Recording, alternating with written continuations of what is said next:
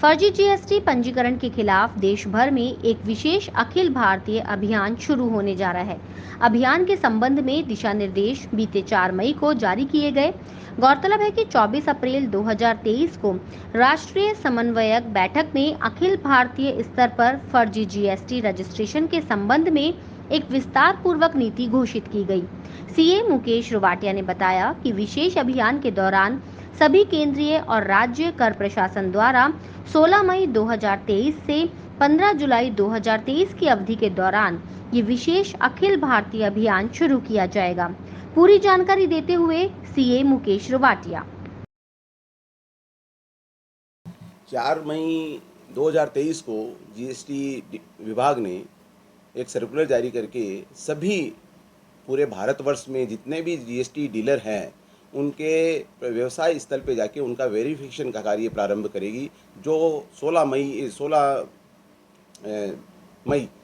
2023 से 15 जुलाई 2023 तक चलेगा ये अभियान, जिसके तहत प्रत्येक जगह हर डीलर के पास वो जाएंगे, उनका वेरिफिकेशन करेंगे, ताकि जो फर्जी जीएसटी विभाग द्वारा जारी किए गए हैं रजिस्ट्रेशन, उनको वो निरस्त की कार्रवाई की जाएगी। अगर उनके द्वारा कोई आईटीसी, उन्होंने किसी को माल बेचा है, उसकी आईटीसी ली गई है, उसको वो रोक लगाएगी उसके लिए।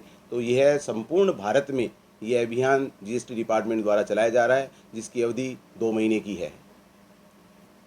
जो ये अभियान सरकार द्वारा चलाया जा रहा है, उसमें जब प्रतिष्ठान पे जीएसटी विभाग के अधिकारी आएंगे, तो सबसे प्रथम बात यह है कि जिस व्यवसाय स्थल पे आप काम कर रहे हैं, उस व्यवसाय स्थल पे आपके नाम का, फर्म के नाम का, उसके जीएसटी नंबर का, उसके एड्रेस का, उसके मोबाइल नंबर का, यह वहाँ पे साइन बोर्ड लगाया हुआ होना चाहिए। यानी उस दुकान की प्रीमिसेस के बाहर इस तरह की जो सूचनाएं हैं वो दिखनी चाहिए, लिखी हुई होनी चाहिए।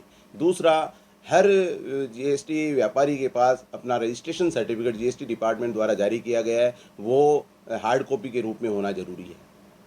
तीसरी यह बात ध्यान रखनी है कि अगर उसका व्यवसाय स्थल किराए के ऊपर लिया हुआ है, तो किराया की प्रतिलिपि जो वैध रूप से हो, जो किराया समाप्त नहीं हुआ हो, उस बिल्कुल वैलिड किरायानामा उसके पास होना चाहिए।